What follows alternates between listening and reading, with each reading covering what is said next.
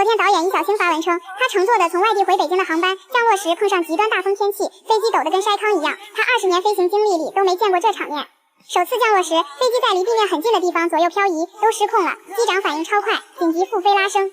之后在空中盘旋了差不多40分钟，等天气稍微好点，才在持续颠簸中迫降成功。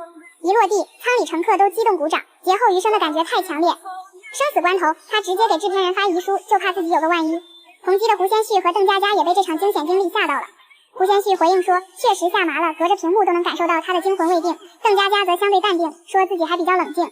近期大风阵风依旧严重，大家不管是坐飞机还是出门，一定要注意安全。